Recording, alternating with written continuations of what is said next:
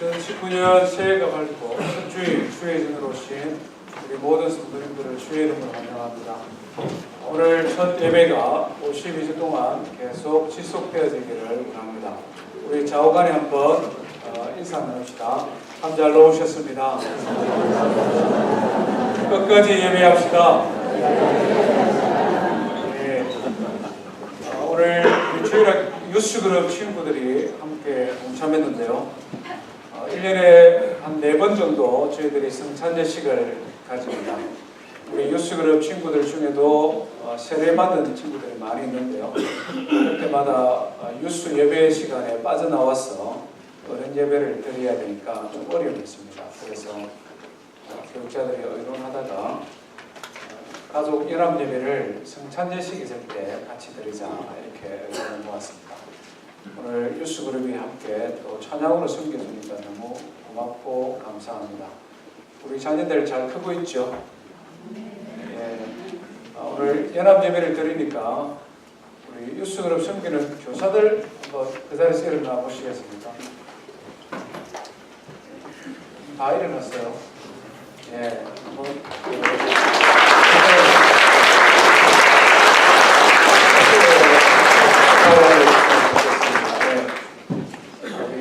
이번 예배 드리는 분들은 교사들 잘 얼굴 보기가 쉽지 않습니다. 그죠?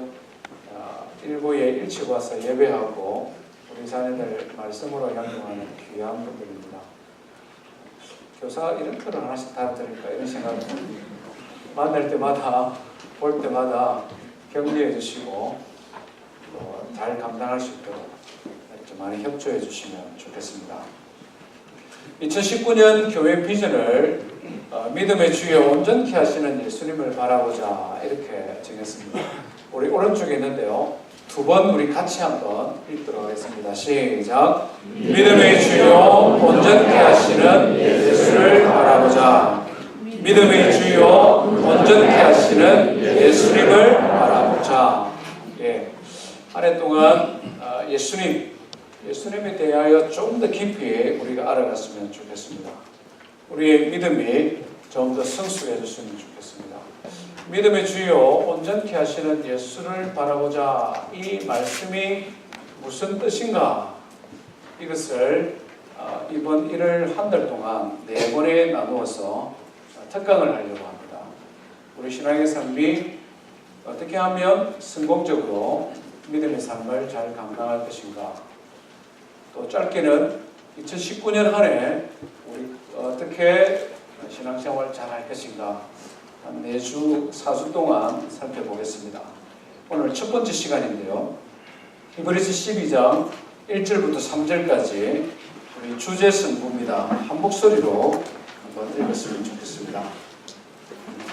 히브리서 12장 1절부터 3절입니다. 같이 읽습니다. 시작. 이러므로 우리에게 구름같이 둘러싼 허다한 증인들이 있으니 모든 무거운 것과 얽매이기 쉬운 죄를 벗어버리고 인내로서 우리 앞에 당한 경주를 하며 믿음의 주요 또 온전하게 하시는 이 예수를 바라보자. 그는 그 앞에 있는 기쁨을 위하여 십자가를 참으사 부끄러움을 개의치 아니하시더니 하나님 보좌 우편에 앉으셨느니라. 너희가 피곤하여 낙심하지 않기 위하여 죄인들이 이같이 자기의 고약한 일을 참으신 일을 생각하라. 아멘. 우리가 어떻게 하면 신앙의 삶을 잘 살 수 있는가? 첫 번째는 신앙생활이 믿음의 달리기다 하는 것을 아는 것입니다. 오늘 우리가 읽은 본문의 1절 하반절에 보면 인내로서 우리 앞에 당한 경주를 하며 이렇게 표현합니다. 경주를 하며 우리에게 주어진 달리기 이런 표현입니다. 우리에게 주어졌다. 신앙의 삶이라는 것이 달리기인데 100m 달리기, 200m 달리기 이런 짧은 달리기가 아니라 마라톤처럼 긴 장거리다 하는 것입니다. 우리가 언제 예수님을 믿었느냐에 따라 우리의 신앙의 삶이 얼마나 길어질 수 있느냐 다른데요. 1년, 2년 신앙생활 할 것이 아니라 평생 해야 된다는 것이죠. 마라톤인데 평생 하는 마라톤이라는 것입니다. 하고 싶으면 하고 하기 싫으면 조금 쉬었다가 할 수 있는 그런 것이 아니다. 우리에게 주어진 경주, 이 말은 반드시 달려야만 하는 달리기다, 이 말입니다. 바울 사도는 특별히 우리 신앙의 삶이 운동 경기인데 상대가 있는 경기다, 이것을 강조했습니다. 몇 가지 비유를 들었는데 대표적인 것이 레슬링이다, 복싱이다, 달리기인데 승부를 가리는 결승점이 있는 달리기다, 이런 비유를 많이 했어요.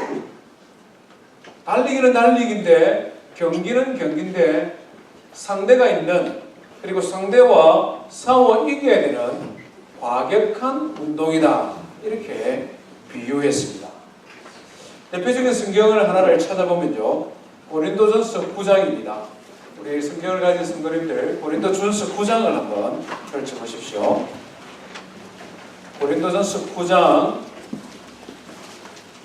24절부터 한번 읽어보겠습니다. 고린도전서 9장 24절부터. 우리 성도님들 다음 주부터 오실 때는 다 성경 가져보십시오. 파워포인트 성경 띄우는 것을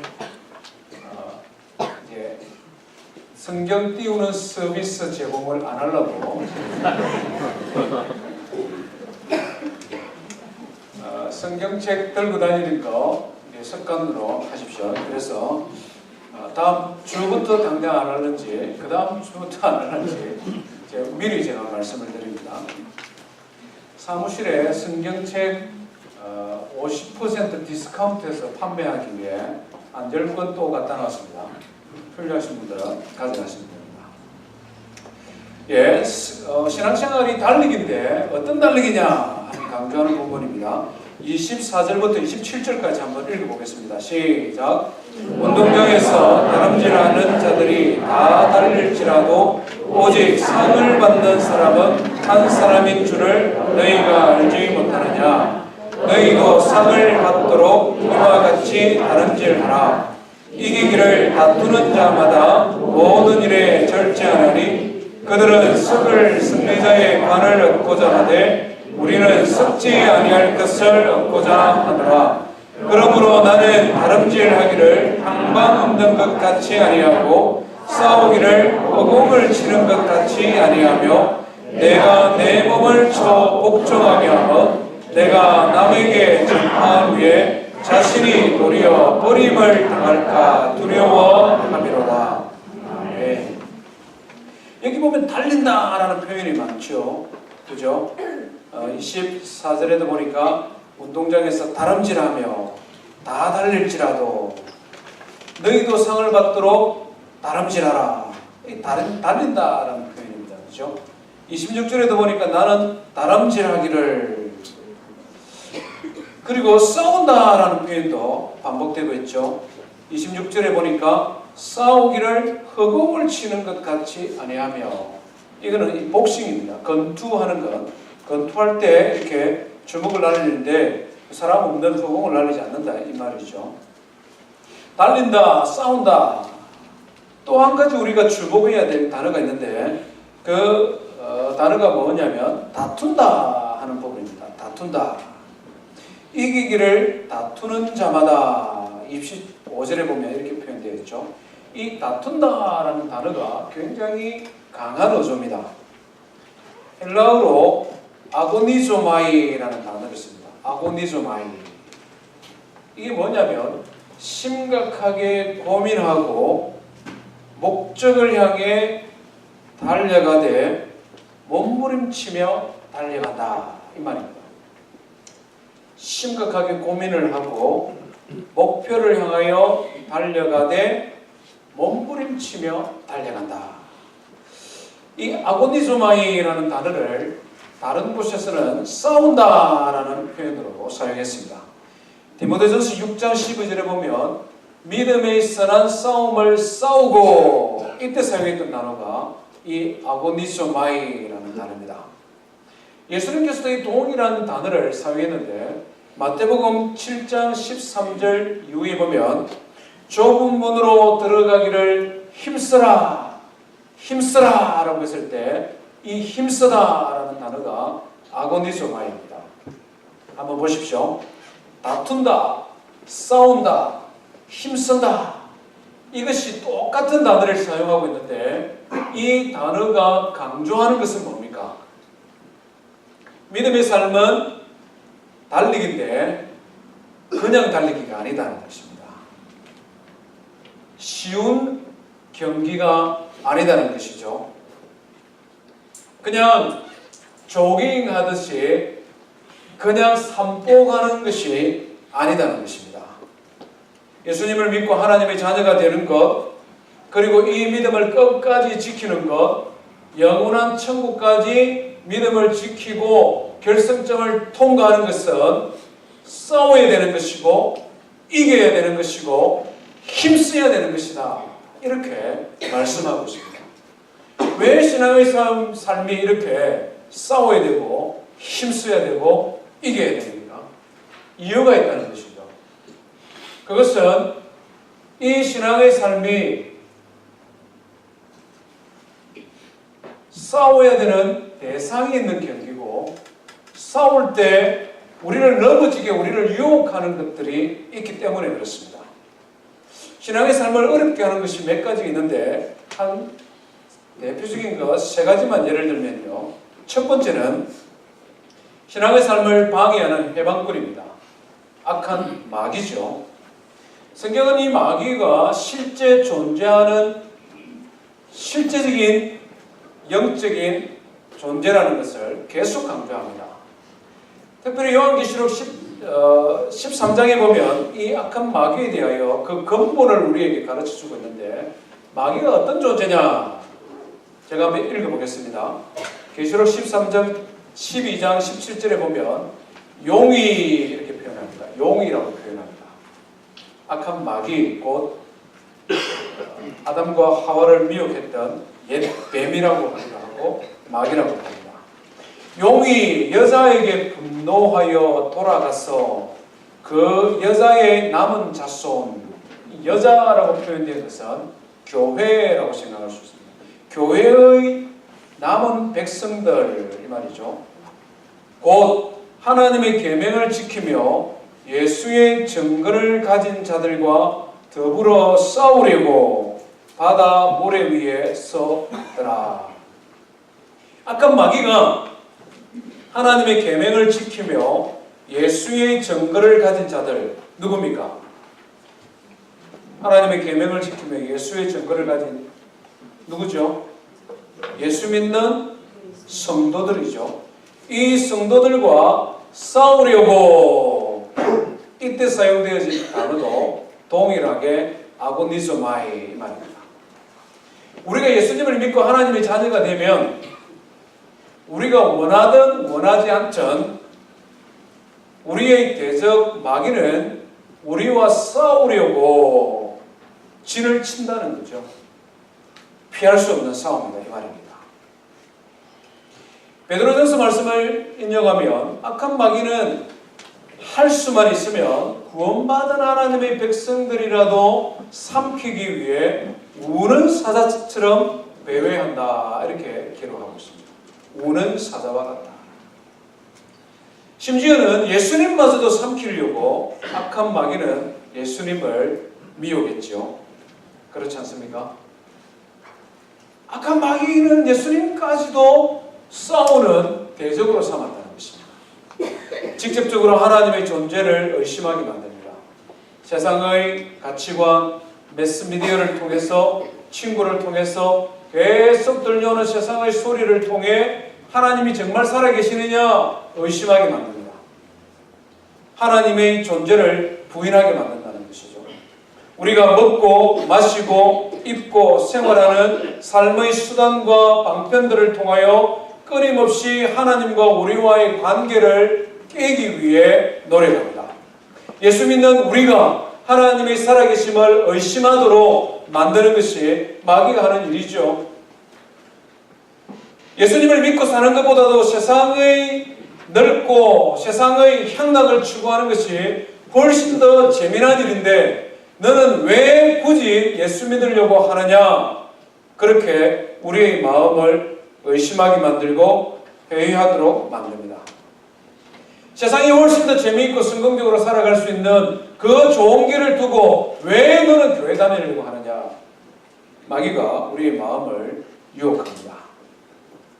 둘째는요, 거짓 선지자들과 잘못된 신학과 교리로 무장되어진 이단들과 사이비 교회들이 있기 때문에 신앙의 삶이 어렵습니다. 예수님께서 친히 우리에게 경고하셨죠. 마태복음 24장은 예수님께서 우리에게 주신 말세에 일어날 크고 작은 일들에 대한 예언의 말씀입니다. 그 예언의 말씀 가운데 예수님이 이렇게 말씀하셨습니다. 거짓 그리스도들과 거짓 선지자들이 일어나 큰 표적과 기사를 보여 할 수만 있으면 택하신 자들도 미혹하리라. 보라, 내가 너희에게 이미 말하였노라. 예수님께서 미리 우리에게 경고하여 주셨다는 것이죠. 거짓 그리스도들과 거짓 선지자들. 이 세상에는 짝퉁이 많지 않습니까? 가방만 짝퉁이 있는 것이 아닙니다. 신발만 짝퉁이 있는 것이 아닙니다. 우리가 아주 비싼 돈 주고 사야 되는 명품만 짝퉁이 있는 것이 아니다는 것이죠. 우리가 믿는 신앙의 삶도 짝퉁이 있습니다. 그런데 이 짝퉁은 원조보다도 더 멋지고 아름다울 수 있다는 것이죠. 그래서 사람들이 속지 않습니까? 신앙의 삶도 역시 마찬가지다는 것이죠. 기독교 이단들 대표적인 것 많이 있습니다만 두 가지만 소개하면 이만희 씨를 신봉하는 신천지죠. 신천지. 우리 한국에서는 굉장히 교회들을 어지럽게 합니다. 이만희가 재림 예수라고 이야기를 하죠. 관절염으로서 서울대학 병원에 이렇게 지팡이 짚고 앉아가지고 기다리고 있는 이 어른을 재림 예수라고 믿고 따릅니다. 안성홍 씨를 재림 예수라고 믿는 하나님의 교회도 역시 마찬가지죠. 1985년에 이미 죽어버렸습니다. 재림 예수가 죽어버리면 포기해야 되는데 이상한 교리를 또 만들어내죠. 안성홍 씨와 함께 동역했던 장길자라는 여 전도사에게 안성홍의 영이 임했으니 그가 하늘 어머니다. 이렇게 이야기합니다. 이들이 만드는 하나님의 교회 세계복음선교협회라는 하나님의 교회 얼마나 대단한지 모릅니다. 웹사이트 들어가 보면은 우리는 하늘 어머니를 예배합니다. 이러면서 웹사이트를 참 멋지게 만들어 놨습니다.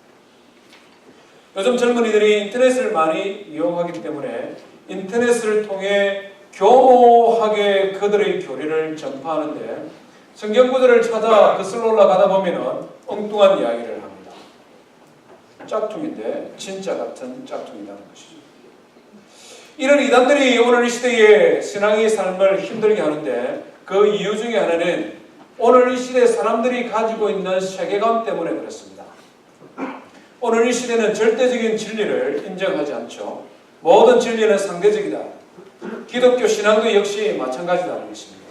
정통과 이단의 구분을 누가 하느냐? 그것은 오랜 세월 동안 기득권을 가지고 있었던 보수적인 기독교파들이 이단이라고 정죄하는 것이지 그들도 역시 믿음을 고백하는 바른 신앙 중에 하나다 이렇게 사람들은 생각합니다. 거기에 더 나아가서 이들이 정통이든 이단이든 그것이 무엇이 중요하느냐? 나에게 얼마만큼 잘해주느냐? 그것이 더 중요하다는 것입니다. 얼마만큼 나에게 친절하냐? 얼마만큼 나의 필요를 채워주느냐? 얼마만큼 그들이 나의 삶의 보탬이 되느냐? 그것을 따라 기독교 신앙도 선택합니다. 그러다 보니 정통이든 이단이든 무슨 상관이 있느냐? 나는 교회는 다니고 싶고 신앙생활을 하고 싶은데 나한테 잘해주는 그가 진리지 무슨 진리가 따로 있느냐? 이렇게 말을 합니다. 생명의 길인지 사망의 길인지 중요하지 않다. 내한테 잘해주는 그가 진리다. 이단의 미혹이 날로 갈수록 강해지고 있습니다. 세 번째 우리 신앙의 삶을 힘들게 하는 것 중에 하나는요. 세속주의입니다. 세속주의 신앙. 세속주의를 여러 가지로 표현할 수 있는데 아주 쉽게 표현하면 신앙생활의 중심이 자기 자신이 되는 신앙생활입니다. 내가 중심이 되는 신앙생활이 세속주의입니다. 신앙생활 역시 다 내 좋아라고 하는 것이다 하는 것이죠. 어떤 종교를 가지든 그 종교를 가지는 신앙생활의 목적이 내가 건강하고 내가 이 땅에서 행복하게 살고 내가 이 세상에서 좀 더 자유롭게 사는데 보탬이 되기 위해 내가 선택했다라고 생각합니다. 기독교 신앙의 세속주의도 역시 마찬가지라는 것이죠. 지금 내가 살고 있는 이 시점에서 나의 삶에 우리 가정에 가장 보탬이 되는 종교는 기독교고 그 종교의 수단으로 나의 삶의 수단으로 교회를 선택했다는 것입니다. 그렇기 때문에 신앙생활은 나의 만족을 주는 범위 안에서만 하면 된다는 것이죠. 신앙생활을 무리해가면서 내가 할 이유가 없다. 편안하게 내가 행복하고 즐거울 정도만 하면 되는 것이지 그 이상을 나한테 요구하지도 말고 요구한다고 해도 나는 거기에 동의할 이유가 없다는 것입니다. 기독교 신앙에 있어서 이 세속주의는 굉장히 무서운데요. 오늘 이 시대의 많은 교회들이 너무 쉬운 복음을 설교하고 너무 쉬운 신앙생활을 가르치기 때문에 그렇습니다. 지금까지 당신들이 가지고 있었던 모든 것을 그대로 가지고 교회에 오면 된다. 세상적인 지위도, 명예도, 부귀도, 즐거움도, 세상을 살아가는 목적도 변할 필요가 없다. 당신들 변할 필요 없다. 단지 거기에 예수만 믿고 신앙 고백만 하면 된다. 그러면 예수 믿고 이 세상에서 즐겁고 행복한 삶을 살고 죽으면 천국 가니까 꼭 먹고 알 먹고 손해볼 것이 전혀 없는 것이 신앙생활 아니냐. 전부 다 교회 오느라. 이렇게 주장하고 가르칩니다. 신앙생활이 믿음의 경주가 아니라 건강을 위한 보조수단, 조깅이고 유람선을 타고 관광하며 세상을 즐기는데 조금 더 보탬이 되는 수단이요 방편인 것처럼 가르치는 교훈도 많습니다. 이 세속주의 신앙이라는 것이죠. 이런 것들이 우리 주변에 있기 때문에 우리의 믿음 생활을 어렵게 만듭니다. 그러나 사랑하는 성도 여러분, 오늘 이 시간 꼭 기억했으면 좋겠습니다. 신앙의 삶은 믿음의 경주, 달리기인데 결코 쉬운 달리기가 아니라는 사실입니다. 예수님을 믿고 구원받아 하나님의 자녀가 되는 것은 어쩌다 보면 들어가는 넓은 길이 아니다는 것이죠. 많은 사람들이 가니까 나도 따라 덩달아 가다 보면 도착할 수 있는 곳이 천국이 아니다는 말씀입니다. 오히려 예수님께서 우리에게 가르쳐준 믿음의 삶이라는 것은 그 문이 너무 작아서 열심히 주의하여 찾아보지 않으면 출입구조차 알 수 없는 것이 천국 가는 길이라고 말씀합니다. 그 길이 너무나 거칠고 힘들어서 완주하기가 어려운 길이 천국 가는 길이라고 예수님께서 우리에게 말씀하셨습니다. 그래서 예수님께서는 친히 말씀하시기를 그 문은 좁고 그 길은 거칠기 때문에 거리로 가는 사람이 많지 않다라고 우리에게 말씀해 주셨습니다. 신앙의 삶은 결코 쉬운 길이 아니다는 것이죠. 그럼에도 불구하고 왜 우리가 이 길을 걸어가야 됩니까? 그럼에도 불구하고 왜 우리가 이 믿음의 길을 완주해야 됩니까? 이 길 끝에는 생명이 있기 때문에 그렇습니다. 이 길 끝에는 우리가 이 땅에서 한 모든 수고들을 상쇄하고도 남을 만큼 충분한 안식과 하나님이 주시는 영생의 복이 있기 때문에 그렇습니다. 예수님께서는 이 천국을 굉장히 강조 많이 해주셨는데요. 마태복음 13장에 보면은 천국에 대한 다양한 비유를 주시면서 천국은 밭에 감추인 보화와도 같아 이렇게 표현했습니다. 자기의 전 재산을 팔아서 그것을 사도 아까울지 않을 만큼 소중한 것이다라고 말씀했습니다. 사랑하는 성도 여러분, 좁은 문이고 거친 길이지만 이 믿음의 경주, 거친 경주를 감당하십시다. 그 길 끝에 영원한 생명이 있고 영생의 축복이 약속이 있기 때문에 이 길을 걸어가는 저와 성도 되기를 주의 이름으로 축원드립니다. 우리가 어떻게 하면 신앙생활을 잘 할 수 있느냐? 함께 가야 된다. 함께 가야 된다. 오늘 우리가 읽은 본문을 보면은 우리라는 단어가 계속 반복해서 나타납니다. 우리 히브리서 12장으로 다시 돌아가면은요. 우리 함께, 영어 성경을 보면 we, us, let us 이와 같은 단어들이 계속 반복해서 나타납니다. 1절부터 이 3절 짧은 절이지만 we, us, let us 이것이 6번이나 반복됩니다. 무슨 말입니까? 신앙의 삶이 달리기인데 이것은 함께 달려가야 되는 것이다. 이것을 우리에게 보여주고 있습니다. 특별히 히브리서 이 전체 성경을 살펴보면 히브리서 4장 이후에 믿음의 삶이 함께 달려가는 달리기다는 것을 계속 강조합니다. 우리 하나만 한번 찾아보면요. 히브리서 10장을 한번 펼쳐보십시오. 우리 신앙의 삶은 함께 달려가야 된다. 히브리서 10장 22절부터 25절 말씀 우리 한번 같이 읽습니다.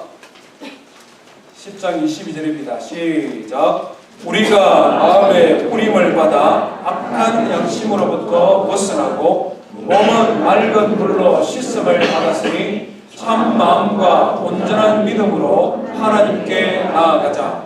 또 약속하신 이는 믿으시니 우리가 믿는 도리의 소망을 움직이지 말고 굳게 잡고 서로 돌아보아 사랑과 선행을 격려하며 모이기를 해하는 어떤 사람들의 습관과 같이 하지 말고 오직 원하여 그날이 가까움을 볼수록 더욱 그리하자. 아멘. 여기도 보면 우리, 서로, 함께 이런 표현들이 계속 반복해서 나타납니다. 한글 성경은 이 주어가 생략된 대로 나오는데 영어를 보면 계속했습니다. We, let us 계속 우리가 함께, 우리가 같이 계속 반복합니다. 우리가 함께 하나님 앞에 나아가고 우리가 하나님을 향한 소망을 굳게 잡고 우리가 사랑과 선행을 격려하고 우리가 함께 모이기에 힘쓰고 우리가 함께 예배하고 우리가 함께 기도하고 우리가 함께 달려가자. 우리가 계속 우리를 강조합니다. 믿음의 삶은 고독하게 혼자 달려가는 독주가 아니라 다 같이 무리지어 가야 되는 경주라는 것을 우리에게 보여주고 있습니다. 우리 좌우에 한번 인사합시다. 옆에 있어줘서 고맙습니다. 이 마음을 담아서 영혼을 담아가지고요. 같이 가서 너무 좋습니다.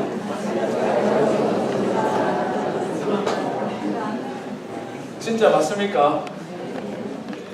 같이 가서 정말 행복합니까? 아닌 분들도 많네요. 아유, 저 올해 또 같이 가야 되나 뭐 이런. 신앙의 삶은 혼자 가는 길이 아니다는 것이죠. 이것을 좀 더 강조해서 오늘 우리가 읽은 본문에 보면 성경 전체에서 유일한 표현이 있습니다. 우리 1절 한번 보십시오. 12장 1절입니다. 이러므로 우리에게 구름같이 둘러싼 허다한 정인들이 있으니 이렇게 표현합니다. 구름같이 둘러싼 허다한 정인들이 있으니 우리 성도들의 믿음의 경주를 둘러싸서 지켜보며 응원하는 사람들이 있다는 말입니다. 이 말씀을 가지고 천국에 있는 돌아가신 저희 아버지 어머니가 저를 응원하고 있다 이렇게까지 적용하는 것은 좀 어려움이 있을지 없을지 모르겠습니다. 그렇게 천국 간 분들이 이 땅에 살아가는 사람들의 심사부락을 보고 있다. 그것이 확실하다 이렇게 생각하는 사람들이 있는가 하면 보기는 보지만 그것으로 인하여 가슴 아파하고 슬퍼하고 하는 그런 관계는 아니다 이렇게 설명하는 것입니다. 중요한 것은 이들이 누구냐 하는 것입니다. 구름처럼 둘러싸서 우리의 신앙의 삶을 지켜보고 있는 이들이 누구냐 하는 것이죠. 이들은 히브리서 11장에 등장하는 믿음의 영웅들입니다. 이들은 먼저 간 신앙의 선배들입니다.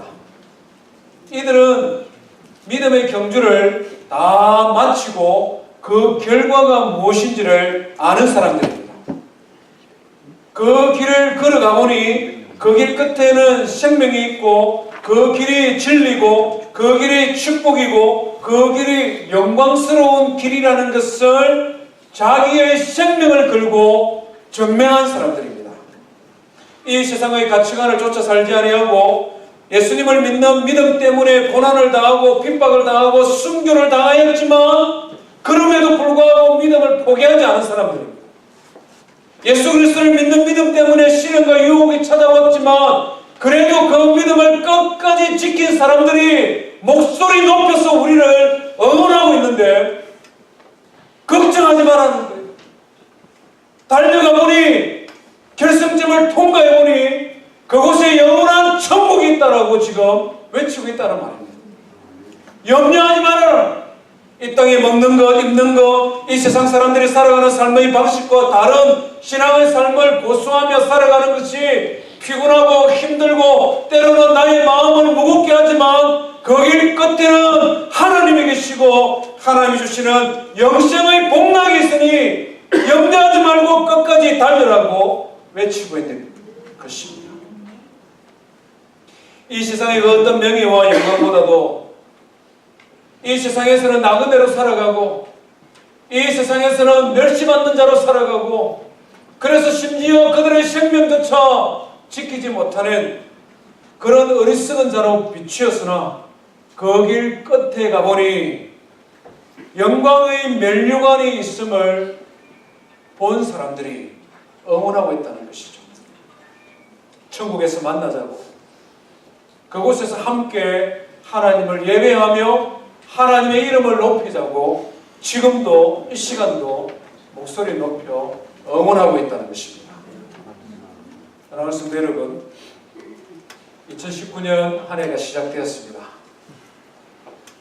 믿음의 삶이 힘들더라도 끝까지 완주하십시다. 혹시나 이 길에서 지치고 피곤해하고 힘들어하고 악한 마귀와 거짓된 신학과 자유로운 신앙의 삶의 미혹과 유혹 속에 넘어지는 자가 있으면 이렇게 세워서 함께 가십시오. 그래서 우리 모두가 주님께서 우리에게 주신 영원한 하늘나라의 영생의 면류관을 바라보고 믿음의 경주에서 승리하는 성도 되기를 주의 이름으로 축원드립니다. 우리 말씀 기억하며 함께 하나님 앞에 찬송하십시다.